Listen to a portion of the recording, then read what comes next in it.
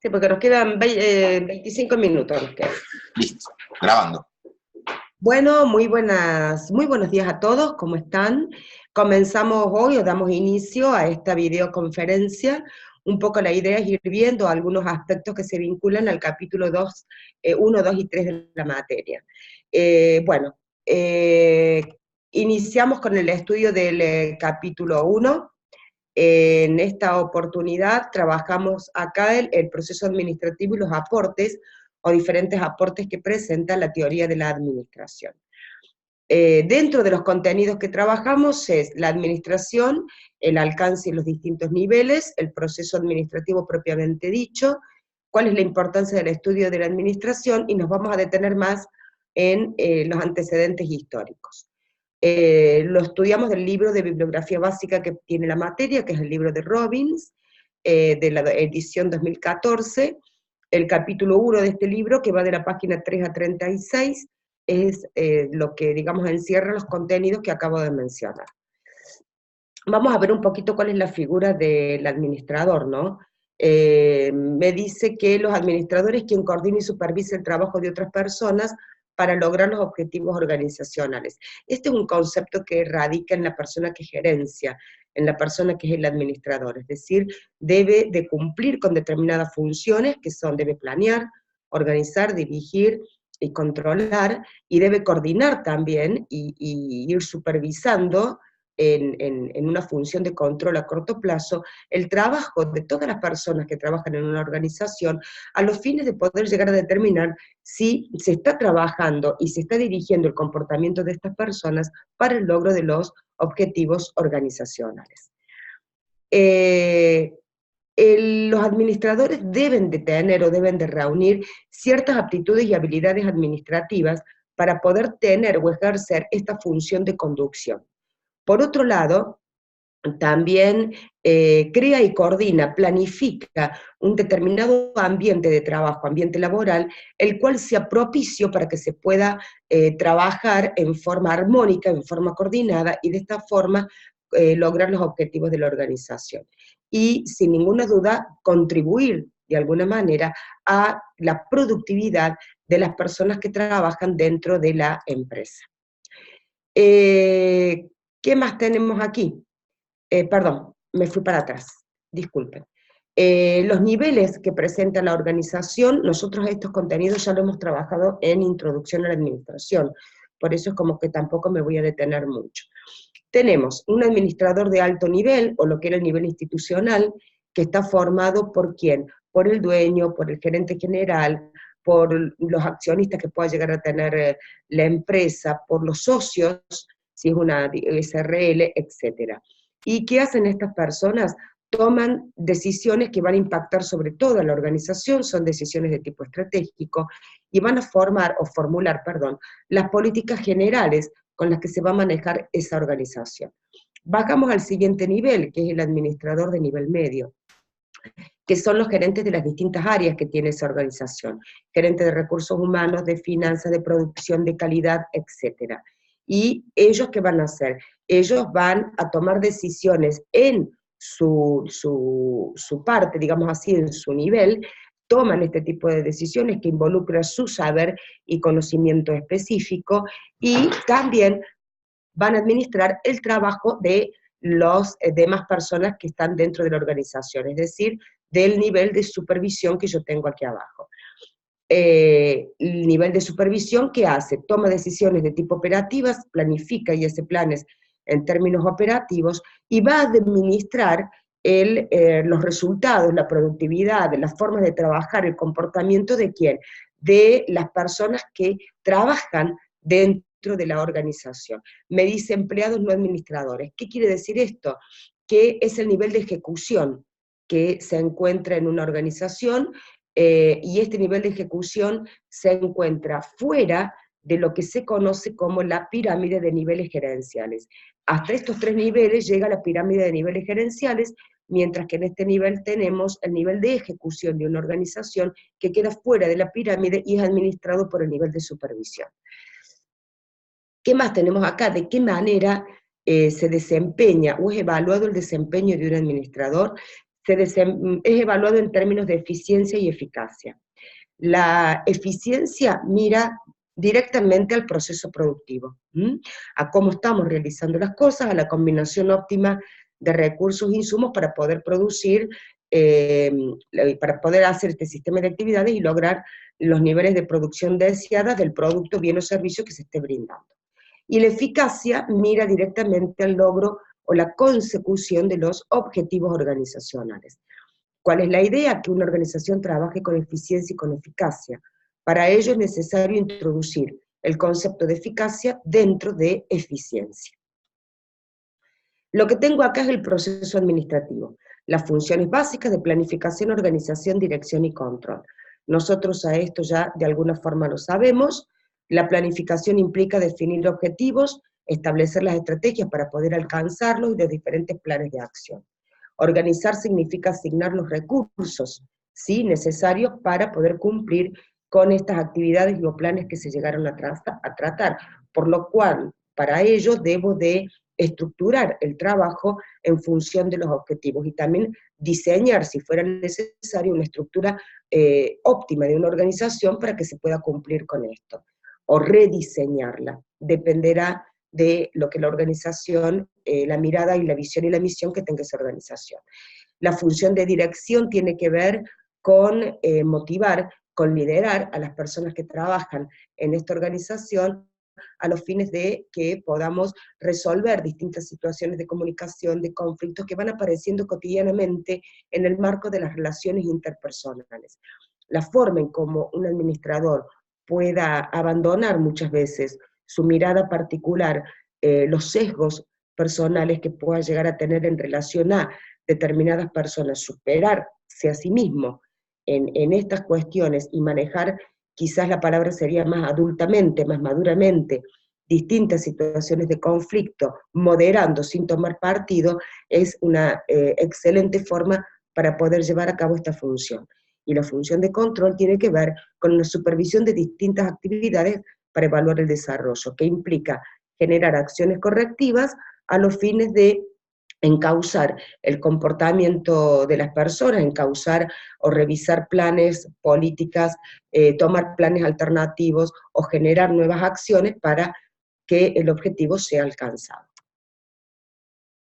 Bueno, Mixber plantea, digamos así, que un administrador debe tener distintos roles, ¿sí?, o ejecuta distintos roles en una organización. Estos roles son interpersonales, que lo veíamos como representante, enlace y líder, los roles informativos, monitor, portavoz, y difusor, y roles de decisión como el de emprendedor, el de solucionador de conflictos y asignador de recursos. No me detengo en esto porque ya fue tema de introducción a la administración. Así que bueno, cualquier duda que puedan llegar a tener me la consultan por la página, por favor, así podemos avanzar en temas que serían, digamos, temáticas nuevas de la materia. Y como habilidades, habíamos definido en su momento las habilidades conceptuales, humanas y técnicas que debe tener un administrador. Vamos a comenzar un poquito a trabajar esto, los aportes de la administración. La administración no es una ciencia nueva, sino que la ejecución de las funciones de administración de sus distintas formas o maneras es algo tan viejo como la propia humanidad. Tenemos ejemplos de prácticas administrativas en lo que es Egipto, con la construcción de las pirámides, en China, en Venecia, nos dan pautas, digamos así, de cuestiones o aplicación de algunos principios, como es el principio de la delegación, el principio de la división del trabajo, el principio de la dirección, ¿sí? Nos están dando pautas de donde se fueron aplicando de distintas formas este tipo de acciones que se vinculan directamente con la administración. El punto es que no se hacía en forma científica. En estos momentos del tiempo se hacía desde el pragmatismo, ¿no?, desde la experiencia, desde la práctica y aplicando el sentido común. En el año 1776, Adam Smith escribe un libro que se llama La riqueza de las naciones.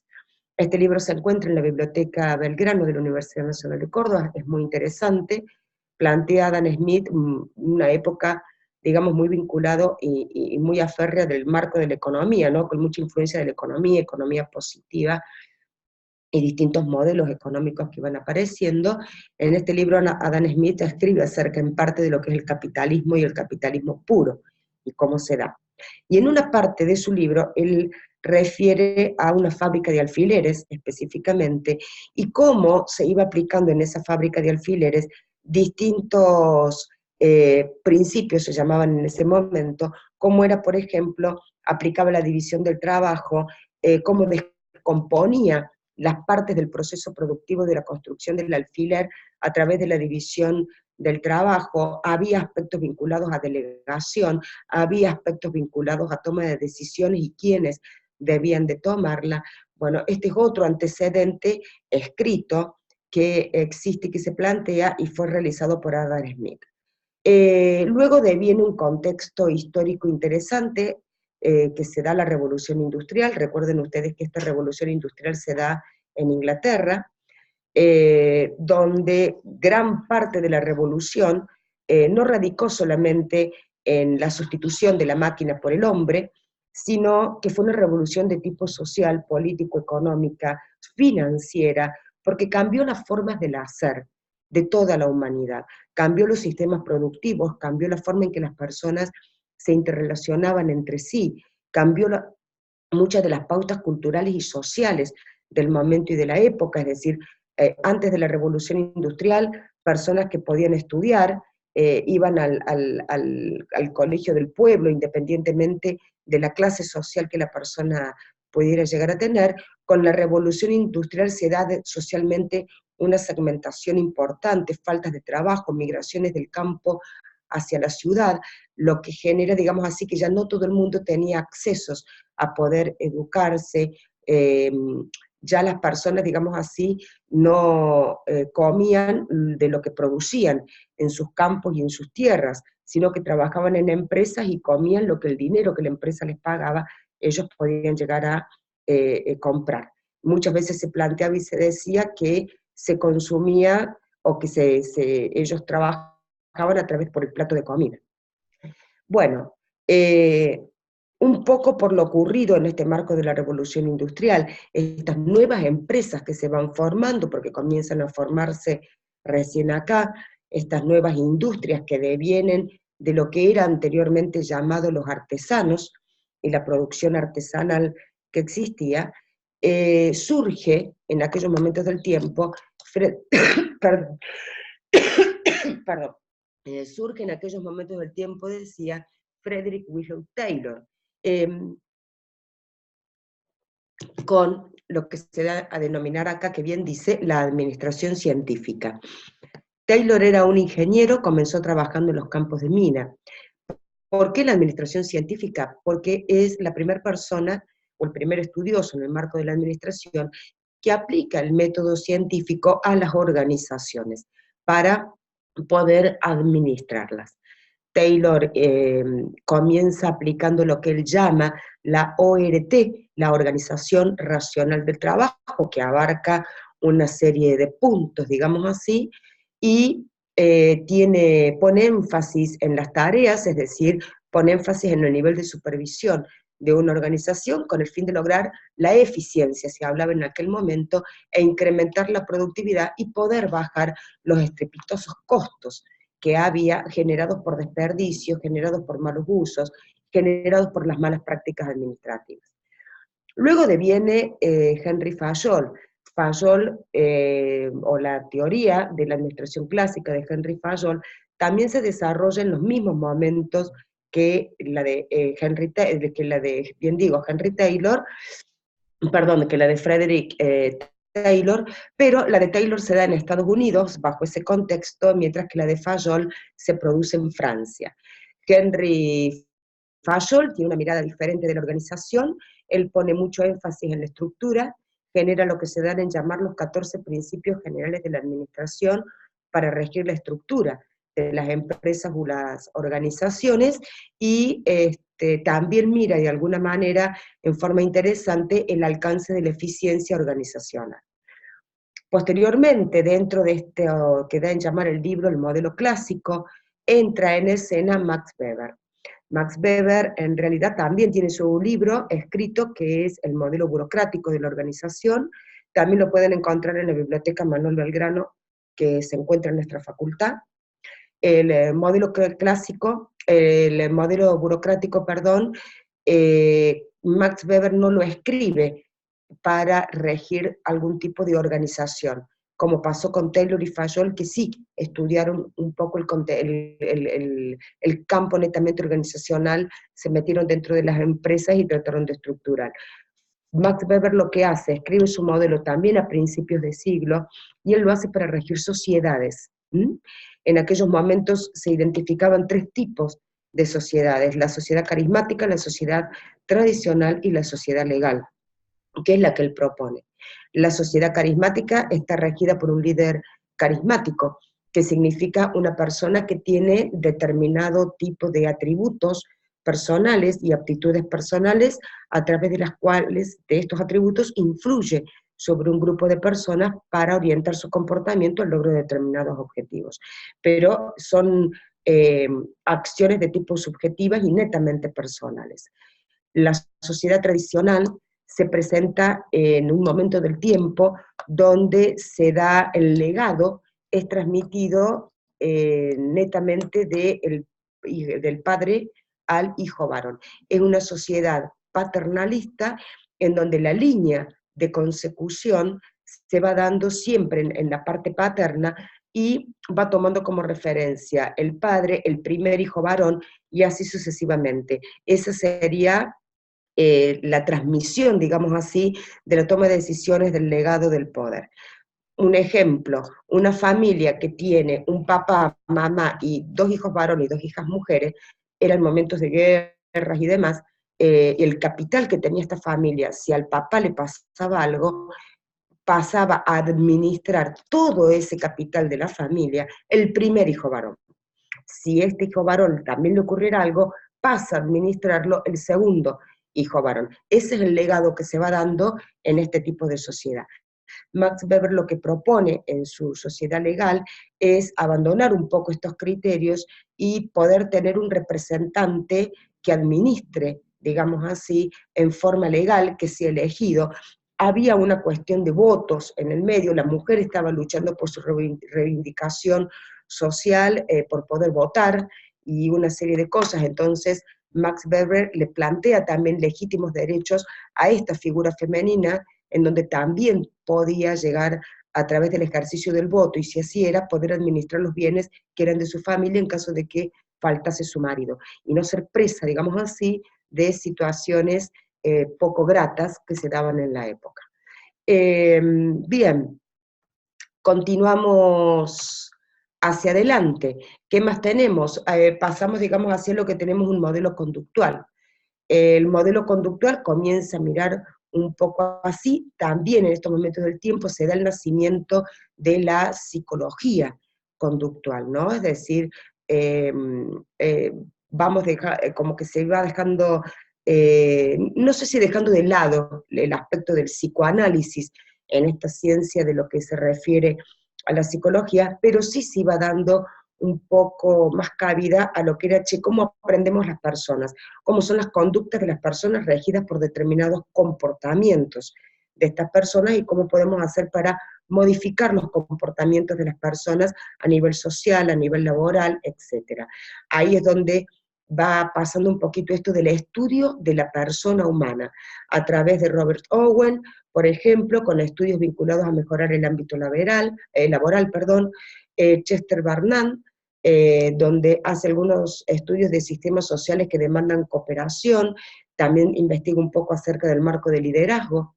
Elton Mayo, con su escuela de teoría de las relaciones humanas, donde aplica los estudios de Hawthorne implican una investigación que él realiza en una empresa que es la Western Electric Company, y en realidad surge la teoría de Mayo como reacción a la teoría de la administración científica, porque también se da en Estados Unidos. Y un poco lo que se va descubriendo a través de las 4 fases que tiene esta investigación, y lo hacen, y lo hacen las conclusiones, es de qué manera el grupo influye en el comportamiento del individuo, de qué manera las normas sociales imperan y coaccionan psicológicamente a una persona, modificando su conducta y o comportamiento.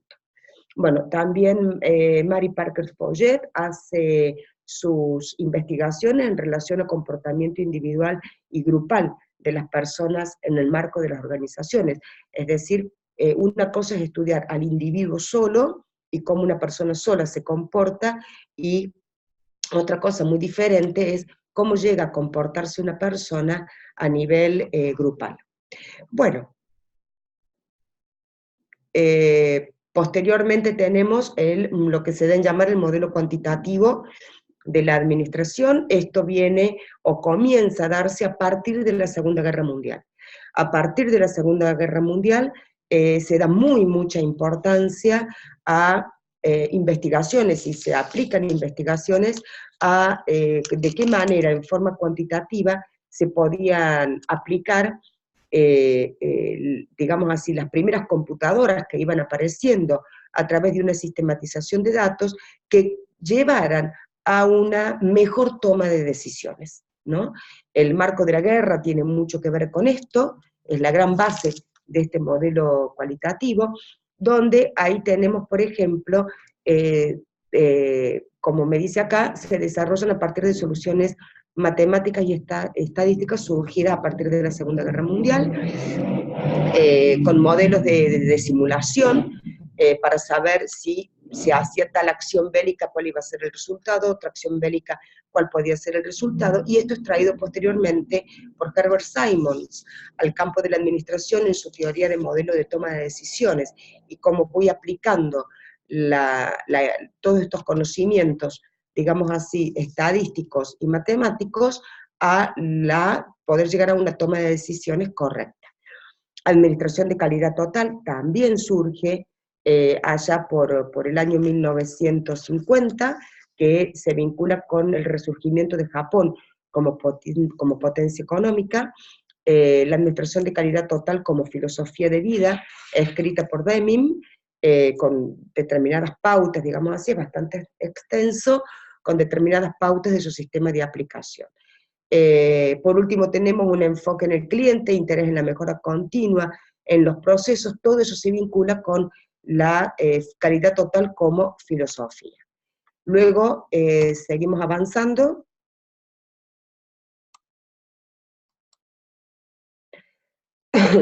Llegamos a lo que se llama la teoría de sistemas, viendo la organización como un sistema abierto, donde la organización presenta entradas, donde dice insumos son entradas, procesos y salidas que serían productos o servicios que tiene la organización, ¿sí? Esta teoría de sistemas también se desarrolla en estos momentos del tiempo, deviene del campo de la biología, escrita por Ludwig von Butterfly, donde considera que las organizaciones son sistemas vivos por cuanto cumplen con todas sus propiedades. Son afectadas por un ambiente que modifica y cambia su forma, su comportamiento, sus acciones, y para poder vivir en ese entorno contexto, las respuestas organizacionales también deben acompañar los cambios del entorno contexto que existen. Por último, tenemos lo que se da en llamar la teoría de las contingencias. La teoría de las contingencias también está basada en una premisa que no existe una solución única. Podemos tener un montón de soluciones frente a situaciones o problemáticas de administración que se van desatando. No hay una única forma de hacer las cosas, no hay un modelo organizacional exacto que se pueda llegar a aplicar a todas las organizaciones por igual, sino que en realidad cada organización es única, tiene su cultura que es única, su forma de hacer que es única, por ende debemos desarrollar acciones, modelos, utilizar nuestro campo herramental para poder desarrollar en esta organización un modelo que se adecue a ella, que le sirva para poder alcanzar los objetivos. Vamos con el capítulo 2. En este capítulo se trabaja un poco todo lo que es la parte de entorno global.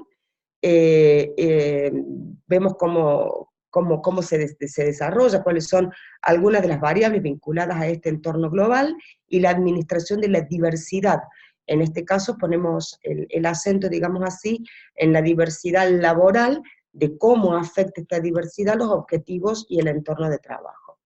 Se estudia del libro de Robbins, capítulo 3, que va de la página 75 y la página 83 a 90, y el capítulo 4, que va de la página 99 a la 120. Bueno, cuando uno habla de cómo administramos en una perspectiva global, en el marco de la globalización, se distinguen, que también tiene que ver un poco con el desarrollo temporal, tres tipos de mentalidad.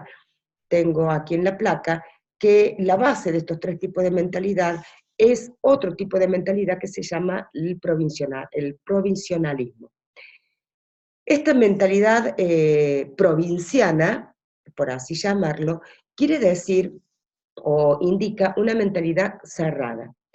Cerrada en el sentido de que nosotros, es muy difícil que nuestra mente pueda entender cómo funciona otro escenario, otras formas de hacer, otras culturas, otros pensamientos, y permitirme pensar que ese pensamiento puede ser correcto cuando nunca lo viví, cuando nunca lo conocí. Entonces, el provincialismo me habla de una mirada sesgada, de un pensamiento cerrado, donde lo único bueno, lo bueno cuando tenemos que calificar lo que es bueno y lo que es malo, lo único bueno es lo que yo vi, lo que yo aprendí, lo que a mí me enseñaron y lo que tengo en este mundo que tengo acá. Todo lo que venga de afuera no es bueno. Es válido lo mío, pero no es válido lo que venga de afuera. Ejemplo, personas de otra cultura que tengan otra forma de pensar diferente, otra forma de ver el mundo, la vida diferente, no sería aceptada. Se abre un abanico, en este caso, en lo que sería mentalidad etnocéntrica, policéntrica y geocéntrica. Una mentalidad etnocéntrica me dice que las mejores prácticas administrativas siempre van a estar en el país de origen. Es decir, todo lo que venga de afuera no es bueno, no es bueno, o no lo tengo en cuenta. Puede ser bueno, quizás me doy cuenta de que es mejor de lo que nosotros tenemos, pero lo rechazo, porque lo bueno es lo mío, tengo un sesgo, digamos así, en mi mirada puesta aquí. En una mentalidad policéntrica es como que fuera la inversa de la etnocéntrica, porque me dice, todo lo bueno está afuera, ¿sí? Me dice, considera que los empleados y administradores de los países huéspedes, huéspedes significa el del extranjero, conocen las mejores prácticas administrativas y laborales, como que nosotros no somos buenos, nosotros no nos valoramos, nosotros no sabemos. Eso es lo que me dice una policéntrica. Tengo los dos extremos, etnocéntrica y policéntrica. Lo adecuado sería, de alguna forma, en esta perspectiva global, una mentalidad geocéntrica. ¿Qué me dice? Tiene más una base universalista. Me dice, prefiere aplicar la mejor práctica administrativa, buscar las mejores soluciones, los mejores talentos, etcétera, independientemente del lugar, del país del cual se proceda, si es de mi país natal o es de otro tipo de país. Esto es lo bueno, esto es una mejor práctica, esto nos ayuda a crecer. Bien, eso aceptarlo es una mentalidad geocéntrica. Una combinación entre lo que nosotros hacemos acá, lo que viene de afuera, aplicarlo acá y poder mejorar esto, eso es una mentalidad geocéntrica, que es un poco la forma en cómo nos tendríamos que empezar a manejar. Administrar un entorno global implica mirar estos tres aspectos, que es el político legal, el económico y el cultural, ¿no? Algo de esto nosotros ya trabajaron ustedes en introducción, así que simplemente menciono. A nivel de entorno político legal tenemos un sistema legal, sistemas políticos institucionales. A través de un entorno económico tenemos, por ejemplo, tenemos que saber si la empresa donde nos vamos a insertar trabaja de forma de libre mercado o tiene una economía planificada, porque las formas en que voy a insertarme dentro de ese mercado no va a ser igual en el conjunto de herramientas, técnicas, habilidades que necesito, si estoy frente a un contexto de libre mercado o a una economía planificada. Otras variables que tengo que analizar antes de ingresar a otro país será el tipo de cambio, la tasa de inflación que tenga, cuál es el tipo de requerimiento de políticas fiscales, es decir, las normativas que voy a tener que cumplir, etc. A nivel de cultura tendré que evaluar, por ejemplo, el tipo de cultura y las variables que hacen a la cultura nacional y mi cultura como organización, que estoy dispuesto a ceder de mi cultura como organización para adaptarme a nivel nacional a este entorno o contexto actual. Lo que tengo acá son las dimensiones de la cultura según los estudios de Oxford. ¿Qué me dice esto? Acá me marca dos extremos y me dice, en el análisis de la cultura podemos tener algo como es, por ejemplo, una cultura individualista versus una cultura colectivista. Una cultura individualista es una cultura que solo tiene una mirada y que considera que el individuo es el supremo, es decir, hay una competitividad muy grande por ser siempre el número uno, en todos los órdenes. Si voy al colegio tengo que ser el mejor, si voy a la empresa tengo que ser el mejor donde me desarrolle, pero yo solo como individuo, ¿no? En el caso de una colectivista, el término sería, queremos ser los mejores, ¿sí? En plural. Abandono el yo para irme a un colectivismo plural, para decir, todos nosotros vamos a ser número uno, todos nosotros queremos hacer esto en pos del beneficio común que podemos llegar a tener y no del beneficio individual. Ejemplo de país frente a una y otra, tengo individualista Estados Unidos, colectivista Japón, por ejemplo, a nivel cultural. Mucha distancia de poder y poca distancia de poder. La distancia de poder, digamos así, viene de alguna forma enmarcada por la manera en cómo consideramos a la autoridad, ¿sí? Si hacemos una reverencia hacia los sistemas de autoridad o si nuestro jefe, por ejemplo, viene y se pone a mi par y se pone a trabajar a mi lado y se sienta conmigo y mientras me va explicando algo vamos charlando, pero yo no me olvide que es mi jefe. Yo sé que es mi jefe, ¿sí? Pero eso implica que hay poca distancia de poder, hay una seguridad muy grande también en la persona. Un ejemplo de mucha distancia de poder, y valga el caso el ejemplo. Fíjense, cuando ustedes ven Los Simpson, que Simpson tiene que entrar a la oficina del señor Burns, ¿sí? Entonces se muestra como en una perspectiva, Simpson en la puerta de la oficina, y allá a lo lejos, bien a lo lejos, en un gran escritorio, el señor Burns sentado. Y a medida que Homero va transitando, eso es distancia de poder, a medida que Homero va transitando ese piso y esa oficina, se va haciendo como cada vez más chiquitito. Ese es el efecto que genera en el comportamiento y en la mentalidad esto que se llama distancia de poder, ¿sí? O el gran jefe, o la reverencia, o cuidado con el jefe. Y el jefe también lo hace diciendo, señores, yo soy el jefe, conmigo, ojo, conmigo cuidado. Impone miedo, impone terror, administra a través de ese terror, administra a través de esa distancia de poder. Te impone un freno importante en su imagen, en su forma, en su perspectiva. Se sienten cómodos trabajando desde ese lugar. Necesitan de esa reverencia para sentirse grandes y únicos. A diferencia de otro tipo de personas que tienen una poca distancia de poder, es decir, no necesitan ni reverencia, ni sentirse supremos, ni nada de eso para poder trabajar colaborativamente con las personas que los rodean. Elevado rechazo a la incertidumbre y bajo rechazo a la incertidumbre. Hay países que por su naturaleza tienen un elevado rechazo a la incertidumbre. Podemos llegar a hablar hoy de muchos países europeos que tienen un elevado rechazo a la incertidumbre. Cuando se dio, por ejemplo, la crisis que comenzó en Grecia, hace como 3, 4 años atrás, hubo un movimiento interesante en todo el marco europeo. Bancos salieron al rescate de muchas situaciones que para nosotros, que somos un país con un bajo rechazo a la incertidumbre, nos adaptamos a lo que sea y como sea y seguimos adelante, uno miraba eso y al menos en mi caso personal, me dejó pensando. Pensando si estaba frente a una inflexibilidad estructural, inflexibilidad de pensamiento para no poderse adaptar a la nueva situación, a una vida completamente planificada, donde empieza marzo y ya tengo planificadas las vacaciones para fin de año, planifico mi horario de trabajo, mi horario de almuerzo, mi horario, bueno, tiene que ver con la cultura, ¿no? Tiene que ver con la cultura y sus formas de hacer y cómo se siente cómodo en unos aspectos y en otros.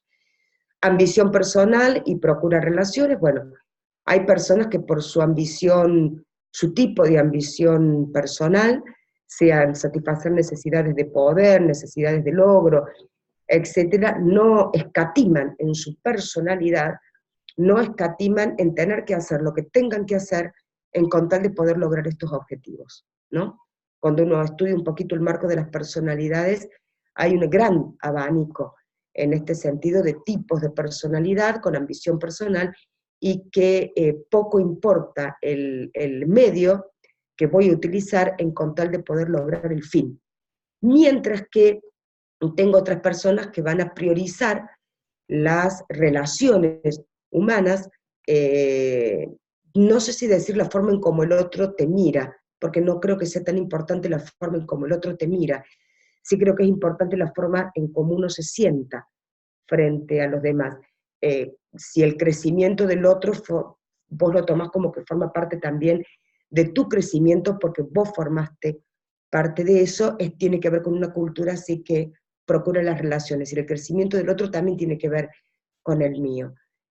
Bueno, y la orientación a largo plazo y corto plazo, hay, digamos así, cuestiones en donde ponía el ejemplo recién. A ver, Europa tiene lo que se llaman las ciudades inteligentes, y hoy están planificando a 30, 40 años. Que planifican toda la infraestructura, la red de comunicación eléctrica, el tema del gas, el tema de cómo se van a presentar las comunicaciones, estacionamientos, los esparcimientos, ¿sí? Porque tengo una pirámide de natalidad invertida. ¿Qué tipo de esparcimiento necesito para gente longeva y cada vez más longeva? Eso hace hoy Europa, y eso es lo que se llama una orientación a largo plazo. Orientación a corto plazo es, bueno, un poco lo que te plantean los empresarios acá en este país. Hoy por hoy cuesta muchísimo planificar a un largo plazo si uno lo quiere a 10 años, ¿no? Yo sé que depende del sector industrial, el tiempo que uno pueda dar, pero bueno, realmente es problemático poder planificar a 10 años, porque también hay otros factores como la situación económica, la situación política, situaciones legales, que se combinan para que podamos llegar a tener largos plazos, pero de tiempos reducidos en comparación con otro tipo de países. Perdón. Como para ir terminando, vamos a ver este marco que me dice, digamos así, cómo se maneja, por así llamarlo, que es la diversidad en el ámbito laboral. Y ustedes están viendo acá personas de diferentes etnias, formas, que tengo acá. Se refiere, me dice, a las formas en que se diferencian y se asemejan las personas que forman parte de una organización. Las diferencias pueden ser superficiales, faciales, rasgos, color de pelo, estructuras físicas, etcétera, o profundas, que tiene que ver con las escalas de valores que tengan las personas, que guían el comportamiento del individuo, con el tipo de personalidad, con sus preferencias, etcétera. ¿Qué más tenemos acá?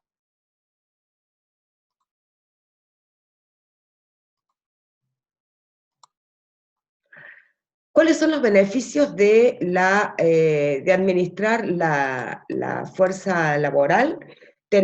Hay un mejor aprovechamiento de lo que se llama el talento humano. El talento humano, hay un libro muy interesante escrito por Hidalberto Chavenato en relación a las habilidades, el desarrollo del talento humano en las empresas o en las organizaciones, y nos habla también un poquito en referencia a todo esto, ¿no? A esta diversidad laboral que existe en las organizaciones, donde yo ya no trabajo solo con personas de mi localidad. o de mi país, sino que trabajo con personas de otros países, genero, entablo vínculos, relaciones, comunicaciones con personas que trabajan en otros lados, que tienen otras miradas, que tienen otras formas, que por esos contextos donde se desarrollaron, pudieron desarrollar determinadas competencias, determinadas habilidades, y de qué manera todo esto puede ser bien aprovechado en una organización que sea global. Mayor calidad de los esfuerzos para resolver problemas de equipo. Sin duda, hay muchas situaciones para resolver y la calidad está en esto de los talentos que hablaba recién y en los distintos aportes y miradas que puedan llegar a tener las personas por tener una mentalidad geocéntrica y que puedan llegar a aportar soluciones. Y también hay otro desafío interesante, muy interesante, que es la capacidad para atraer y retener, por sobre todas las cosas, a estos empleados que se encuentran en las organizaciones. Algunos beneficios, ya para ir terminando, algunos beneficios que tiene la administración de la fuerza laboral es referidos al desempeño, reduce los costos, reduce la rotación y reduce el ausentismo que se da y los reclamos que se dan dentro de las empresas. Es decir, tengo una mejora notable en el clima, en el ambiente organizacional y en aspectos vinculados a la conducta de las personas dentro de la organización. Mejora la habilidad y la capacidad para resolver situaciones problemáticas. Esto es notable, como cuando vos te juntas con otras personas y sos un poco abierto y vas viendo cómo el otro va resolviendo situaciones, genera una madurez emocional buena en tu persona, donde te hace mirarte en un espejo y decir, revisar qué fallas puedo llegar a tener, qué interesante esto, y se van abriendo como nuevas ventanas dentro de la mente de cada uno, y bueno, contar con una mayor flexibilidad. Otros beneficios en función a la estrategia es una mejor comprensión del mercado, porque trabajo con consumidores diversos, necesidades diversas, formas de comunicarme con estas personas diversas. Entonces me permite acercarme más a estos consumidores, a hablarles en su propio lenguaje, a entender el tipo de necesidad que quieren. La posibilidad, por ejemplo, hago una salvedad en esto. Google tiene, en relación a la mejor comprensión del mercado y la necesidad del usuario, es una empresa global, hacen programas globales, pero para trabajar este aspecto, por ejemplo, las personas que trabajan en ese aspecto son empresas de ese país, ¿sí? De ese país, de ese mercado. Que ellos puedan traducir, ¿sí? Son como un enlace, puedan traducir los requerimientos y necesidades que está teniendo su propio país, ellos las pueden interpretar y transmitirlas al equipo que va a desarrollar y trabajar esos productos para que se trabajen, nos requieren esas necesidades. Posibilidad de mejorar ventas y participación en el mercado, y es una posible fuente de ventaja competitiva. Algunos principios de cambio en la fuerza laboral. Me dice que según la ONU, el mundo se encuentra en medio de un cambio demográfico importante, un poquito algo de eso hablamos hoy. Se está proyectando a nivel global un pasar de lo que teníamos 7 millones en el 2012 al 2050 a 9 millones de personas, es un crecimiento de población que va a haber. Fíjense la gran disminución de lo que es la tasa de natalidad, ¿no? De 7 a 9, si uno se va a años anteriores, la disminución en la tasa de natalidad es muy importante, pero también fíjense el envejecimiento de la población. La pirámide se invirtió, entonces, antes, por ejemplo, el ciclo de vida de una persona estaba allá en el siglo pasado, no hablo del siglo XX, el siglo XIX era hasta los 35 años. En el siglo XIX se llegó, por ejemplo, a plantear, en el siglo XX se llegó a plantear que las personas más o menos vivían hasta los 60 y pico, 70 años. Hoy por hoy se está hablando, digamos así, que vamos a tener una longevidad de personas de más de los 100 años. Y van a estar bien. Bien en el sentido que van a poder pensar, van a poder abrir una puerta, cerrar, ¿no es cierto? Entonces se van creando, uno se tiene que ir proyectando a nuevos mercados y nuevas formas de hacer para hacían viajes, vacaciones, espacios y satisfacer todo esto. Bueno, esto como para dejarlo planteado, algunos tipos de diversidad en el ámbito laboral. ¿Qué quiere decir esto? El tipo de diversidad, situaciones diferentes en la cual nos vamos encontrando. Podemos tener diversidad por edad, podemos tener diversidad por género, y ojo que cuando hablo de género ya no se habla más de masculino o femenino, ¿sí? Es decir, diversidad de género implica aceptar a las personas en función de la condición sexual que cada uno haya elegido, ¿sí? Adoptar. Y es trabajar también con una mentalidad diferente, con formas diferentes. La raza y orígenes étnicos, ¿sí?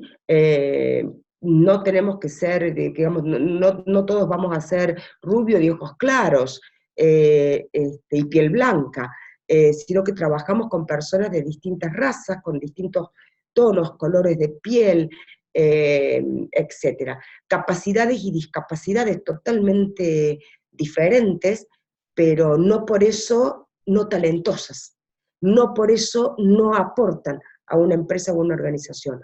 Personas de religiones diferentes que las deberemos respetar, ¿sí? Deberemos respetar su forma, deberemos respetar sus vestimentas, deberemos respetar sus espacios, y en determinados espacios ellos deben rezar, y la forma en cómo deben hacerlo. De todo esto se trata trabajar en una empresa globalizada y con un ambiente laboral globalizado. Hay que sacar esto, ¿no? Los grandes desafíos pasan por acá, por los grandes barreras que nos autoimponemos, sea por sesgos personales, por prejuicios, por estereotipos, por discriminación, el famoso techo de cristal, ¿no? Que va dividiendo, que va separando, el prejuicio de que si es de determinada forma, determinado color de piel, no es tan bueno como uno que es de determinada manera, considerarse siempre que uno es el mejor, que uno trabaje para ser bueno y para ser el mejor, con la humildad que corresponde, a mí en lo personal me parece bien. Hay otras acciones que las personas hacen que no están buenas en ese sentido.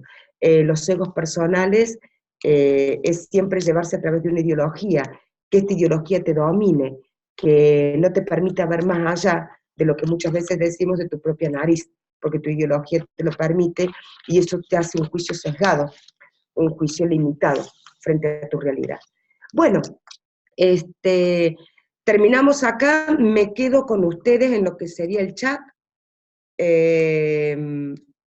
Déjenme ver, a ver qué dudas puedan llegar a tener, si alguien quiere plantear algo, y bueno, y si no, fue un placer. Soy la profesora Marcela Casuti para aquellos que ingresaron un poquito más tarde. Les recordamos, Marce, que la videoconferencia esta va a estar subida en la aula virtual cerca de las 2 de la tarde, ya la van a poder consultar en la solapa de las tutorías virtuales. Así Bien. que va a estar disponible, bueno, para quienes se sumaron y obviamente para quienes no pudieron acceder, va a estar ahí. Bien, bárbaro. Bueno, tengo 3, no sé, Noé, Celeste o Axel, si tienen alguna duda. Si no, estamos dando ya por terminada la videoconferencia porque la empezamos tarde esperando que vengan más chicos y bueno, es como que ya estamos en tiempo.